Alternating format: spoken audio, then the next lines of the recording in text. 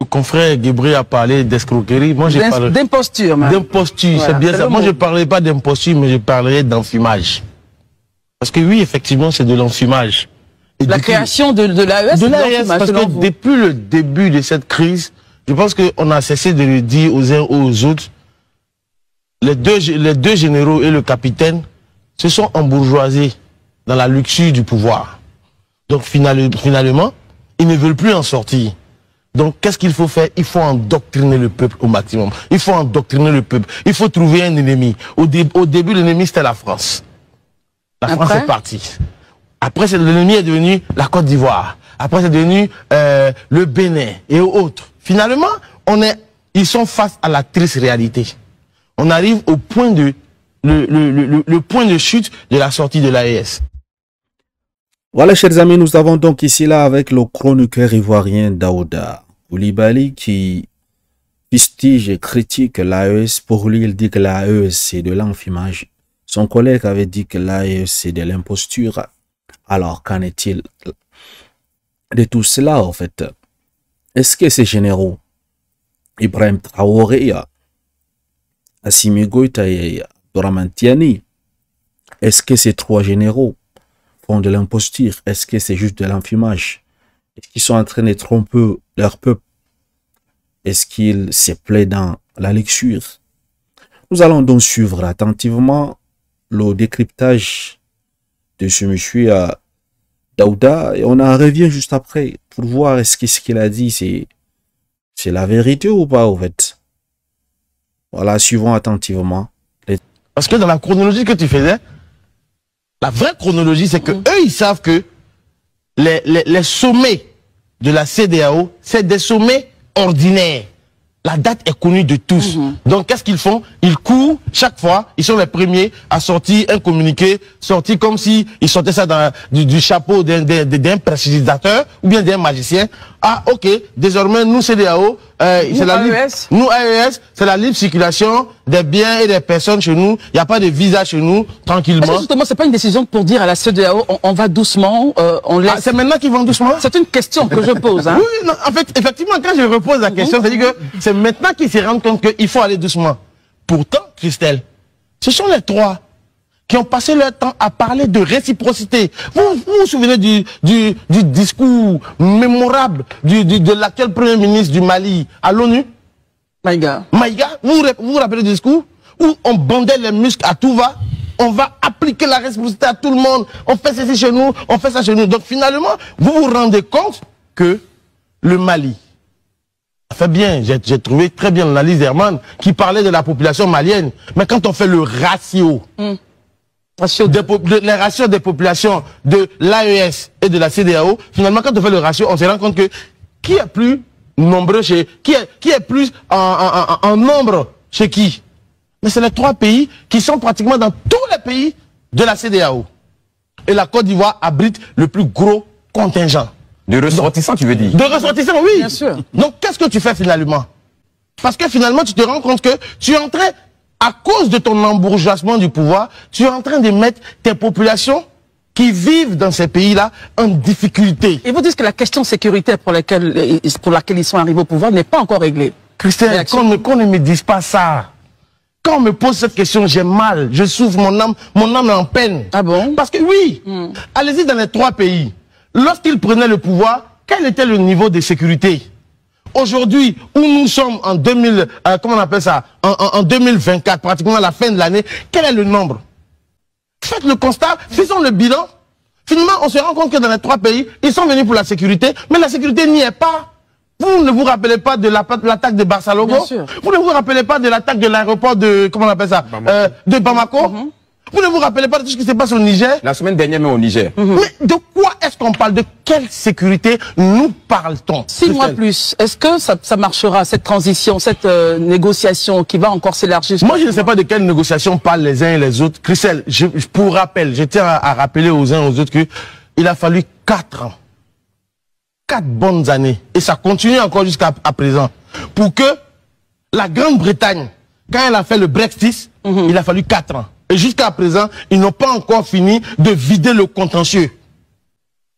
Et donc, quand la CEDEAO te dit aujourd'hui que, OK, on va laisser 6 mois, et comme tu l'as si bien expliqué, il y a du personnel, il y a de, comment on appelle ça, beaucoup de choses, il y a des institutions, il y a des projets. Il faut vider le contentieux. Et ça ne se vide pas en un claquement de doigts, comme eux ils font pour sortir des communiqués à l'emporte-pièce. Non. Aujourd'hui, moi, de mon point de vue, je vais terminer sur ça. Mon souhait le plus ardent, c'est que le Burkina, le Mali et le Niger restent dans la CEDEAO. Parce que les liens entre la Côte d'Ivoire, le Mali, le Burkina et le Niger et les autres pays de la CEDEAO, ce sont des liens séculaires. Tout à l'heure, il parlait du Niger. Il y a des Fulani au Niger. Les mêmes Fulani se retrouvent au Nigeria. Les mêmes peuples sont dans différents pays. Ça également. Mais il faut penser à tout ça. Et je pense qu'il est temps pour le peuple burkinabé, pour le peuple malien et le peuple du Niger de se réveiller, d'ouvrir les yeux et de se rendre compte que finalement, les deux généraux et le capitaine n'ont pas la solution. Ils ne sont pas la solution. Et ils ne seront jamais la solution. Voilà, vous venez donc là de suivre le chroniqueur Daouda, donc l'Ivoirien, qui, n'est-ce pas, critiquait donc le pouvoir de ces 3 généraux.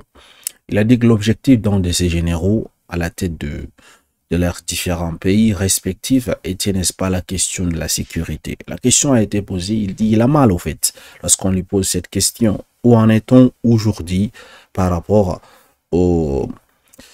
à quand est-ce qu'ils ont également pris la tête de leurs différents pays, en fait. Donc, la question de sécurité n'est pas encore résolue.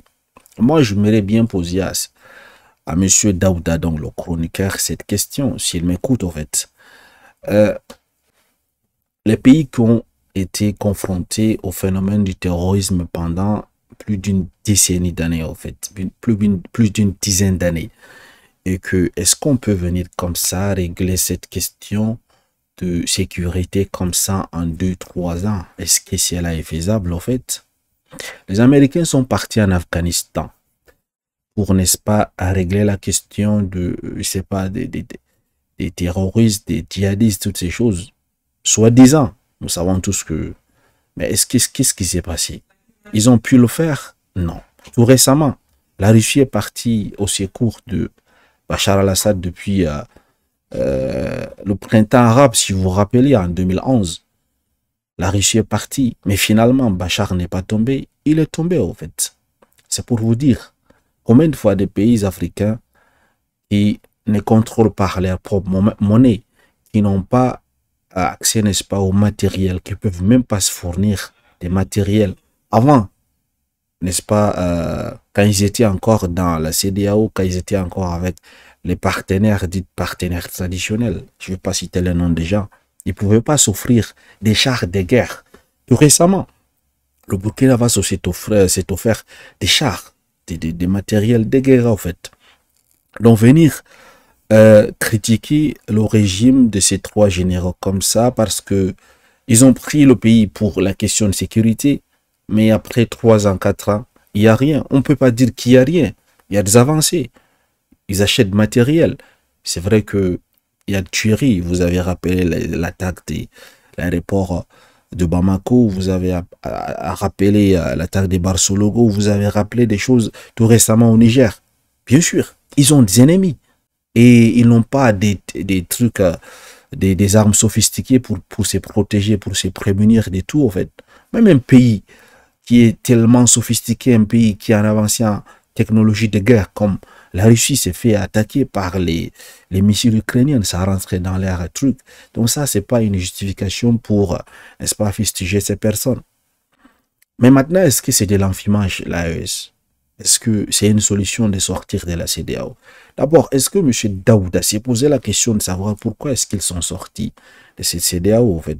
Parce que en faisant des enquêtes, vous allez comprendre que la CEDEAO n'est pas indépendante. Il y a des personnes derrière cet organisme-là qui dictent les règles à suivre, en fait, aux différents présidents de cette commission de la CEDEAO, en fait. Donc, du coup, lorsque ils avaient, n'est-ce pas, mis de l'embargo sur ces différents pays, le Niger, le Mali, le Burkina Faso, la CEDEAO même, vous parlez de la question la fraternité entre les clans. Vous allez trouver les Peuls, la fraternité ethnique. Vous allez trouver le Peul, les Haoussa, au truc au Burkina Faso. Les mêmes Peuls, vous allez les retrouver au Sénégal, au Nigeria. Lorsque ces personnes prenaient ces décisions pour sanctionner ces pays, ils n'ont pas pensé qu'il y avait des frères. Il fallait pas faire cela, il fallait pas respecter les ordres dictés par les forces ténèbres qui, n'est-ce pas, donnent des ordres à cette commission pour punir les pays frères. Ils n'avaient pas pensé à cela. Donc ça, c'est des trucs qu'on raconte en fait. Lorsque les gens vous disent que ça y est, on n'a plus besoin de vous sur notre territoire. Vous êtes resté pendant plus de 50 ans. On n'a pas vu des résultats. Maintenant, partez. Nous allons essayer, en fait. Où est le problème? Voilà. Maintenant, si par exemple, le gouvernement actuel en Côte d'Ivoire roule pour, n'est-ce pas, les Français, par exemple, voilà, c'est même pas par exemple, s'ils roulent pour les Français, en fait, s'ils sont pour le truc, la relation avec les Français, et que les pays de l'AES ont chassé la France, vous voyez ça comment? Est-ce que la politique ivoirienne va favoriser les pays de l'AES? Ben non, il faut être très factuel en fait. Il faut souvent réfléchir. C'est pas qu'il soutient les généraux, non. Mais si l'Afrique veut retrouver sa souveraineté, il faut commencer par quelque part. Vous voyez? La question de franc CFA, tous ces monnaies-là, ça nous maintient dans l'esclavage. Il faut dire les choses, en fait. Donc, au lieu de venir les fustiger, je pense que c'est plutôt essayer de les donner des solutions, en fait. C'est bien comme il a dit à la fin, son souhait que l'AES reste dans la CEDEAO. Maintenant, ils peuvent rester, mais il y a des conditions. Il faut réformer cette CEDEAO. Parce que si, toujours, c'est les pays extérieurs qui financent la CEDEAO et que la CEDEAO prenne des décisions en fonction de ce que dictent, n'est-ce pas, les impérialistes, les néocolons. C'est en fonction de ces personnes que la CEDEAO prenne leurs décisions. Cela veut dire que je ne pense pas que c'est dans l'intérêt des pays de l'AES et même dans l'intérêt des pays de la sous-région de rester dans la CEDEAO. Les communiqués qu'ils ont pondus, disant que eux ils ouvraient donc leurs frontières et ne fermaient pas toutes ces choses. Bon, là on ne peut pas savoir réellement pourquoi ils l'ont fait. Je pense que c'est, pour moi, selon ma vision de choses, nous on n'a pas de problème avec le peuple de la Côte d'Ivoire, ni du Bénin, ni du Nigeria, ni du Ghana. On n'a pas de problème, ni du Sénégal. On n'a pas de problème avec le peuple en fait. Nous, on n'a pas de problème avec le peuple africain.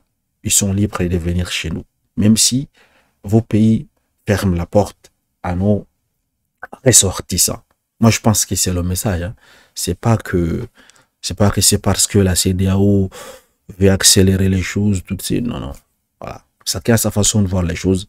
Moi, je pense que c'est mieux de les encourager. Mais bon, également, nous savons que le pouvoir, chaque région du monde a sa façon de gérer les choses, au fait. Si la démocratie n'a pas marché dans un pays, peut-être en Chine, c'est pas la démocratie là-bas.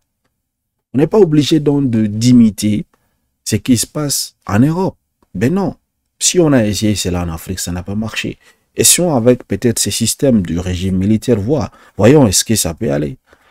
Et pour finir, je vais vous dire quelque chose. L'ennemi de ces pays de l'AES que vous voyez, ce n'est même pas, vous pensez c'est la Côte d'Ivoire ou bien, comme il a cité, il dit c'est le Bénin, après la France c'est la Côte d'Ivoire. Ce n'est même pas ça. C'est pas ça. Je vais vous dire. Ce que les impérialistes ne vont pas accepter que ça se passe, c'est quoi? C'est que ces pays de l'AES réussissent à sortir de tous ces pièges-là, depuis qu'on est dans ça depuis 60 ans. Ils réussissent à sortir, à que leur économie ne tombe pas. Ils réussissent à obtenir leur indépendance et que cela inspire d'autres pays. Parce qu'il y a 15 pays dans la zone franc, en fait. L'Afrique centrale et l'Afrique de l'Ouest, en fait. les pays francophones utilisant le truc, le CFA. Ils veulent tout faire pour empêcher cela d'arriver. Parce que ça serait un coup de signal. Et ça serait la mort de la France-Afrique en Afrique. Ça, ils ne peuvent pas accepter que ça arrive.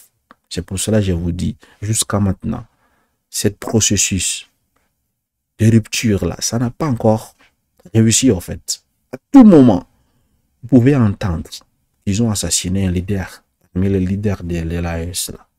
Parce que ces personnes-là, regardez un peu Bachar al-Assad, ils ont fait croire que non, c'est fini tout.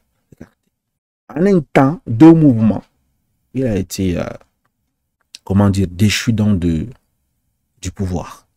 Merci de m'avoir suivi, madame et monsieur. Excellente soirée à vous.